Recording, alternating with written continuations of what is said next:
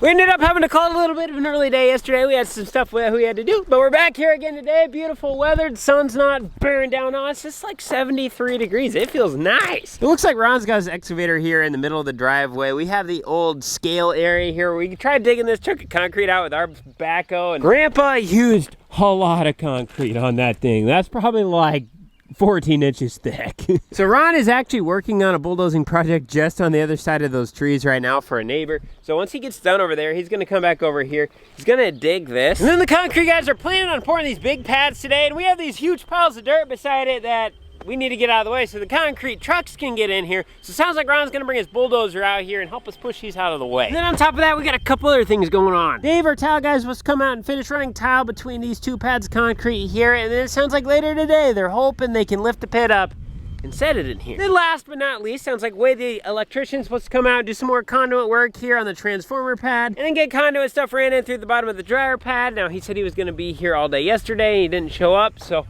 I guess we'll see. Oh, holy smokes, Dad. You look like a professional dirt hauler. Hey, this thing's pretty slick. I love it. Hey, look at the cat drug in. This is a lifesaver. We were trying to move dirt with our small equipment. Ron will do it in 15 minutes.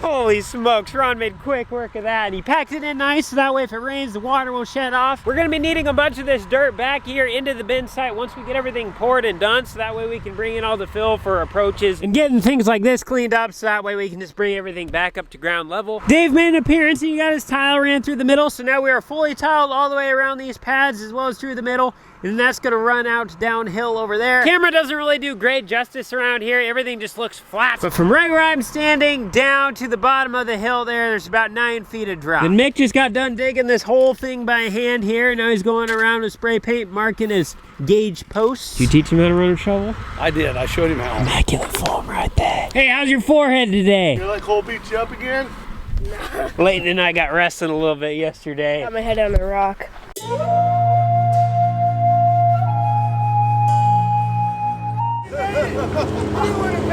The grain pit guys just left to go get some metal for some stuff, so they're gonna try to use Ron's excavator to lift the pit down into the hole. In the meantime, I guess Ron's gonna get started ripping this thing out. Oh boy. Hey, it broke. It broke. You can definitely tell this was a grandpa pour. 12 inches of concrete, no rebar.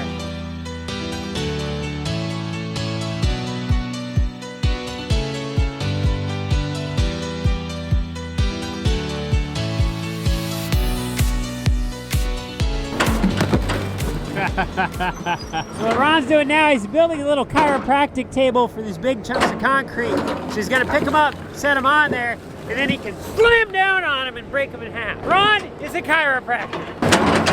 Boom! See what I mean? Giving him the old elbow. Ooh.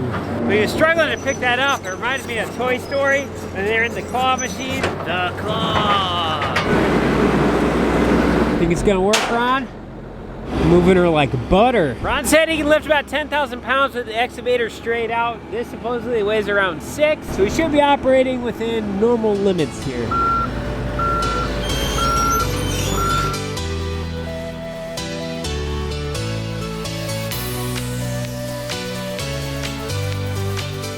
That actually worked pretty slick.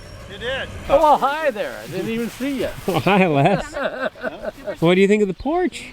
It looks great. Well, that 500,000 you loaned me, it's in that rough. It's in the porch. Oh, look who it is! Concrete! I like it. They're coming in like fleas. So if you guys are new to the channel, this is Les. He's our banker. He's coming out to see how the $1 million bin site's going along. Les is bridging the loan for us right now. So he wants to see where his money's going. Yep, I'm just seeing how far you've gotten so far. You gonna jump into that?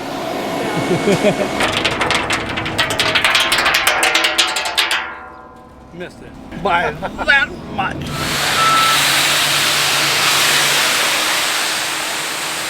Concrete guys are moving pretty quick. We just did a little walk around tour with Les explaining what everything was and how everything's coming along.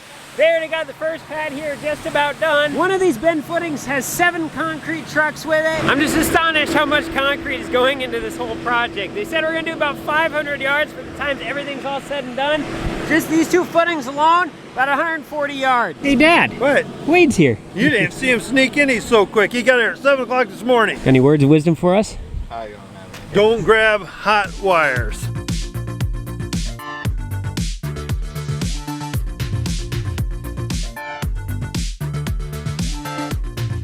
All right, we're checking on Ron, our bulldozer man, our excavator man, our all-around man.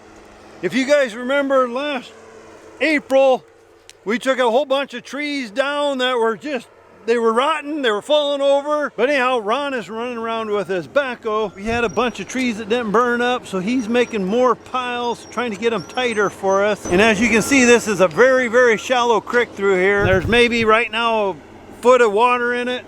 It's not very wide. This stuff just needs to be cleaned up, and then eventually we'd like to be able to seed it on the side here. Cooper can make silage, not silage, jeez, I can't think straight. Cooper can bale hay out of it, whatever he wants to do, but just make it look nice. I was just sitting down getting a haircut from Mama Cornstar, and I get a call from Cole. Dad, help! I ran out of gas on the 4-wheeler. Can you bring me gas? I'm not even half through my haircut yet, and it's starting to get dark, so Mama Cornstar says, why don't you go save Cole's butt before it gets dark and the coyotes eat him? So then I said to Mama Cornstar, remind me why we had kids. So anyhow, I'm on the way to bring Cole some gas for the 4-wheeler. It's all her fault. She ran out of gas. Did you run out of gas? I would have made Cole push you home on it. You know, I was telling her when we got on and she started driving us, and we need to go get gas in this. And she's like, oh, it'll be fine. And then we're driving down the road, then it ran out of gas. Man. No! Want a race? No, because you'll beat me. Ooh, look at that. That, ladies and gentlemen, is 125 yards of concrete. Ooh, over here, look at that. We got the auger in, we got this thing bolted to the concrete. It's straight with the world. And then over here, they're working on a manhole access cover, so that way we can get to that belt, the pulley, the motor, whatever we got to get to in there. Ron's got this dirt stacked up nice in a nice packed pile. And then Wade's got all his conduit in for the transformer pad. Looks like all we got to do is get some new conduit stuff ran in over here into the dryer pad and where the gas and electrical are going to poke through. And then the concrete guys got a little bit more rebarring to do, and then they'll be able to pour the rest of this pad. And then they'll be able to get the 2 big bend pads formed up. We still got to get everything measured out in this area for the dryer shack. We're going to have a 16-foot wide by 30-foot long building right here. By dryer shack, it's more of a small house. It's going to be 16 feet wide and 30 feet long. Basically what this dryer shack house, I guess you could call it, is going to be, it's going to have a big old control box in there. We have to have this building climate controlled because the control box runs the electrics for the entire site, especially the dryer, and we can't have that thing start to sweat in there or get too hot because, well, it'll fry stuff and cause problems. So we're going to have air conditioning in this building. We're going to have heat in here. It's probably going to be basically like a big old break room. Gonna have a little kitchen and, you know, all that good stuff. Probably throw a couch in there too in case we need to take a nap, or monitor the dryer during harvest time. If someone needs to sleep out here while we're running 24/7 with the dryer, we'll be able to do that. From the sounds of it, that's kind of the next thing we need to measure out. We need to dig footings for it. So I think we go off the center of the pit in order to find the measurement of where the corner's at. I honestly don't know, but we're gonna get her figured out. Ooh, you can't forget we got the tile done down in there, so that's all ready to go. We're actually gonna be backfilling this hole with all this rock right here. From the sounds of it, we're gonna fill this with rock basically to ground level. And once this is full of rock, we're gonna have to pour the footing pads for the overhead bend that's gonna be over the top of this pit. We're gonna have a 5,000 bushels. It's gonna hold 5 semis worth of corn. So when we pull into the pit with an empty semi, we'll be able to open the door on that overhead bend,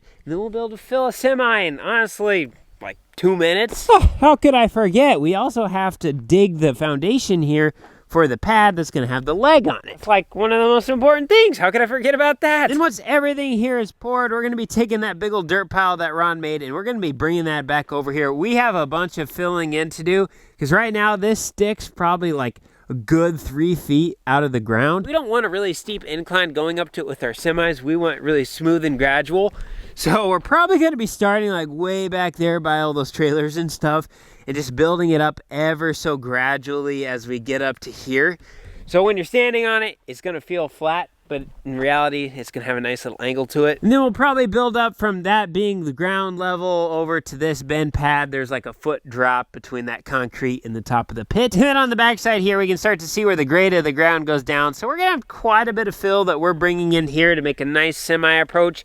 But the good news is, we have a lot of dirt, like a lot. So when it's all said and done, this isn't gonna look like it's sticking 3 feet out of the ground. We'll have a bunch of dirt in here. So it's really gonna look like it's basically just sitting right at ground level with a slight incline away from it, which is actually gonna be pretty nice because that means no water is gonna be able to run over the top of any of that. It's sitting higher than everything around here, so everything should flow away from it. We're actually right on top of a hill, right where I'm standing. So on that side, the water flows that way. And then on that side, the water flows that way. And then over there, the water goes that way. So we're actually in an ideal spot for this pit. We got everything tiled down beneath it, below the water table there. So all that water should be running away. Everything should be nice and dry here. Big open space. Gonna have a nice straight driveway. This is gonna be where the center of the driveway is at. And I gotta say, today is the first day since we've started this entire bend project where it actually felt like we got a bunch of stuff done. We had fabricators out here, we had concrete guys out here, we had tiling guys out here, we had the electrician. Oh, surprise, surprise. Things just, a lot of stuff got done today. And it's exciting seeing things happen. At this point forward, stuff is gonna start moving really quick. Once the concrete guys get done here, the bend crew will come in, and then these bends are just gonna go up in what feels like no time. It's gonna be really cool to see. Now the sun's starting to go down on me pretty quick. We're looking at a nice cool night. We're actually looking at a nice cool next couple of days. But that's gonna be pretty nice because the corn is just starting to tassel now and some of our first planted stuff. So nice cool off while that's pollinating. It's gonna be perfect. Don't forget, guys, we have Cornstar Farms merch available through the link in the description. You can 15% off Pit Vipers down there as well. Thanks for watching, guys. We'll see you in the next one.